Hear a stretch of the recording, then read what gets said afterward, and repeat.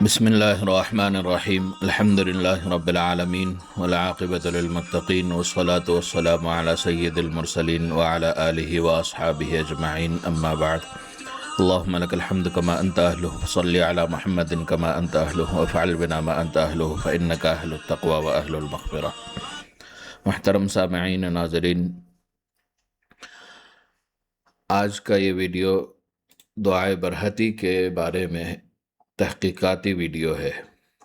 یعنی ہم جو عملیات کی تحقیق پر ایک سیریز بنا چکے ہیں، جس میں کئی ویڈیوز الحمدللہ آ چکے ہیں، اس میں سے ہی یہ ایک ویڈیو ہے تحقیق عملیات پر۔ دعائے برحتی کے نام سے اور عہد سلیمانی کے نام سے ایک مشہور عملیات میں بہت زیادہ چل رہا ہے، اور عملیات کے پرانی کتابوں میں بھی یہ آیا ہے۔ اور اس کی تحقیق کیا ہے؟ کیا واقعی یہ سلیمان علیہ السلام کا عہد ہے؟ کیا واقعی ان اسماء کا، جس کو اسماء برحتی، ان الفاظ کو جو اسماء برحتی کہتے ہیں، کیا واقعی اس کا معنی اللہ تعالیٰ کے نام بن جاتے ہیں؟ اس کی مکمل تحقیق اس ویڈیو میں ہوگی۔ اس ویڈیو میں ہماری کوشش رہے گی کہ ہم اپنی طرف سے کوئی بات اس میں واضح نہ کریں۔ ہماری ہر بات، کوشش ہوگی کہ ہماری ہر بات کا مقصد صحیح تحقیق قرآن اور حدیث کی روشنی میں اور معتبر اہل علم کی تحقیق کی بنیاد پر تمام معلومات اس ویڈیو میں دی جائے گی۔ جہاں کوئی نسبت ثابت ہوگی، اسے ثابت کرنے کے لیے اصول جو شرعی ہے اس کے حساب سے ہم ان اصول کو طے کریں گے، اور کوئی بات پوری کوشش کریں گے۔ دعائے برحتی کے بارے میں جیسے میں نے کہا کہ یہ سلیمان علیہ السلام کے عہد کے نام سے مشہور ہے۔ اللہ کے ناموں کا ایک عبرانی ہے، کوئی کہتا ہے اس کو سریانی، اور کہتا ہے کہ کوئی کتاب والا لکھتا ہے کہ یہ سریانی الفاظ ہیں اللہ کے ناموں کے، کوئی کہتے ہیں کہ یہ عبرانی الفاظ ہیں۔ جب تحقیق کی گئی تو نہ یہ سریانی ہے نہ عبرانی ہے، اس زبان کو کیا کہتے ہیں، عبرانی یا عبرانی، وہ بھی نہیں ہے۔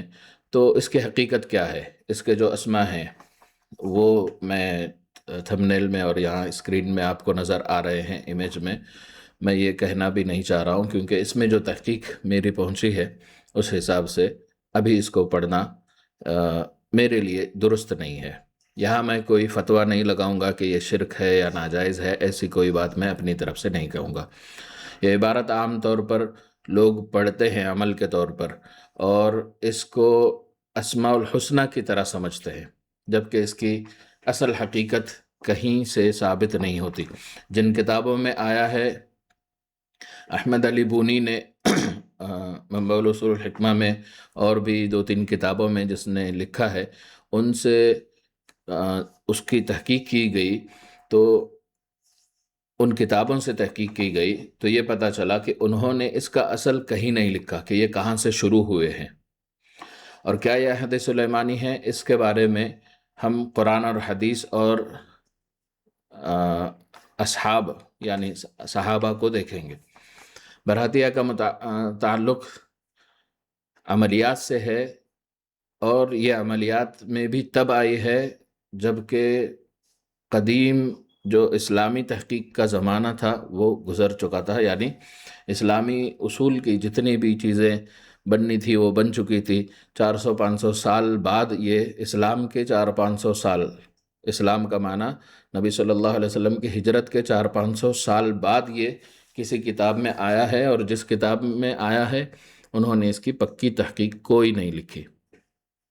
اگر یہ عہد سلیمانی ہوتا تو قرآن کریم میں اللہ تبارک و تعالیٰ فرما دیتے، مگر اللہ تبارک و تعالیٰ قرآن کریم میں فرماتے ہیں وَمَا كَفَرَ سُلَيْمَانُ وَلَكِنَّ الشَّيَاطِينَ كَفَرُوا يُعَلِّمُونَ النَّاسَ السِّحْرَ۔ یہ سورہ بقرہ کی 102 نمبر آیت ہے۔ اللہ تبارک و تعالیٰ فرماتے ہیں اور سلیمان نے کفر نہیں کیا بلکہ شیاطین نے کفر کیا جو لوگوں کو جادو سکھاتے تھے۔ اگر واقعی عہد سلیمانی جیسی کوئی چیز ہوتی تو صحابہ کے پاس پہنچی ہوتی، اللہ کے نبی صلی اللہ علیہ وسلم کے سامنے صحابہ اس کو پڑھ کر سناتے، جیسے کہ بخاری اور مسلم میں اور ترمذی میں، ابو داؤد میں کئی جگہ یہ چیزیں آئی ہیں کہ صحابہ نے شرعی رقیہ یعنی شریعت کے روشنی میں دم اور دعا کا طریقہ پوچھا، تو اللہ کے نبی صلی اللہ علیہ وسلم نے بتا دیا ہے۔ اس وقت اگر وہ ایسی چیز ہوتی کہ جو حضرت سلیمان علیہ السلام سے ثابت ہے، تو وہ ضرور اللہ کے نبی صلی اللہ علیہ وسلم ہمیں بتا دیتے، مگر نہیں بتایا۔ اس کا مطلب ہے کہ یہ عہد سلیمانی نہیں ہے۔ دعائے برہتی میں جو الفاظ ہیں جن کو اللہ کے نام کہا جاتا ہے، یہ اس کی وضاحت بھی جتنے بھی مفسرین محدثین نے تشریح اسماء الحسنہ کی ہے، انہوں نے اس کا ذکر کہیں نہیں کیا۔ کسی اسلامی محقق کی کتاب میں، کسی تفسیر کی کتاب میں اللہ کے ناموں کی تشریح کی جگہ کسی نے اس کو اختیار نہیں کیا۔ اور اللہ کے ناموں کی جہاں تک بات ہے، قرآن سے خود ثابت ہے، وَلِلَّهِ الْأَسْمَاءُ الْحُسْنَى فَادْعُوهُ بِهَا۔ اللہ تبارک و تعالیٰ کے لیے بہترین نام ہے، بس انہی سے تم ان کو پکارو، یعنی اللہ کو پکارو۔ یہ سورہ اعراف میں 180 میں اللہ تبارک و تعالیٰ نے بتا دیا۔ تو اب ہمیں کوئی اور نئی ایجاد، کوئی نئی الفاظ، کوئی نئی اسما، کوئی نئے اسما جس کو اسلام میں اور جس کے معنی کو ثابت نہیں کر سکتے، اس کو پڑھنے کی ضرورت نہیں ہے۔ پھر یہ عجیب الفاظ کہاں سے آئے ہیں؟ جیسے میں نے بتایا 400-500 سال بعد کے عربی یا اس طرح کے علاقوں میں رہنے والے لوگوں نے جو جادو کرتے تھے یا کسی طرح کی شکوک اور شبہات والی عملیات کرتے تھے، جو کاہن قسم کے لوگ تھے، انہوں نے اس کو عملیات میں، جائز عملیات میں شامل کر دیا۔ یہ کوئی اللہ کے نام کا متبادل نہیں ہے۔ اس کے کسی اسم کا معنی اللہ کے نام کے ساتھ پکے طور پر کوئی نہیں بتا سکتا۔ تو جو چیز محمل ہے، یعنی جس کا معنی معلوم نہیں ہے، جو صحیح طور پر کوئی ایک پکی زبان والا آ کر اس کی تشریح کر کے یہ بتا نہیں سکتا کہ یہ واقعی اللہ کے نام ہے، تو اس کو اللہ کے نام کہنا نہیں چاہیے۔ اب اس کے پڑھنے میں خطرہ کیا ہے؟ لوگ اس کو جناتوں کے تابع کرنے میں، تسخیر کرنے میں اور روحانی تصرفات میں اور عجیب طرح کے اعمال میں استعمال کرتے ہیں۔ جیسے میں نے تھمبنیل میں بھی لکھ دیا تھا، ان تمام مقاصد کے لیے لوگ اس کو اختیار کرتے ہیں۔ ان چیزوں میں اس کا اختیار کرنا درست نہیں ہے، کیونکہ نامعلوم الفاظ ہیں۔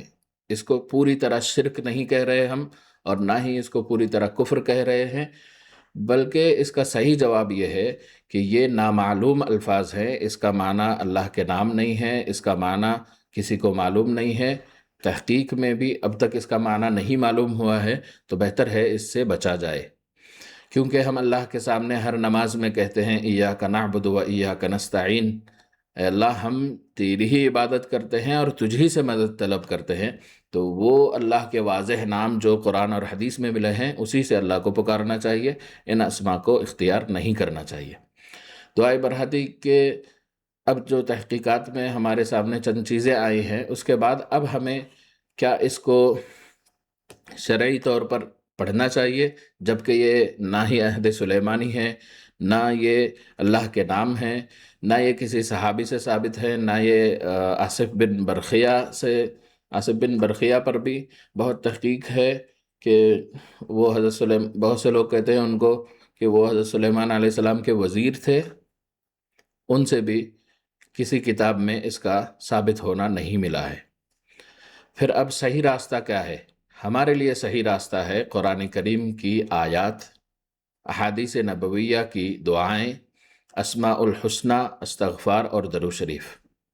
آج کی ہماری تحقیق کا آخری فیصلہ یہ ہے کہ دعائے برہتی نامعلوم چیز ہے، اس میں شک ہے۔ ہو سکتا ہے اگر اس میں کوئی ایسا نام ہے جس سے سیدھے طور پر روحانی مخلوقات سے مدد مانگی جاتی ہے، تو پھر یہ شرک ہو جائے گا، اس لیے اس سے بچنا ضروری ہے۔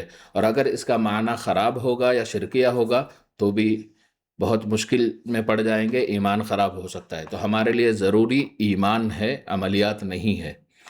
ایمان کے ساتھ ایمان کی حالت میں مر کر اللہ کے سامنے ایمان والی حالت میں جانا ہے ہمیں، یہ ہمارا مقصد ہے۔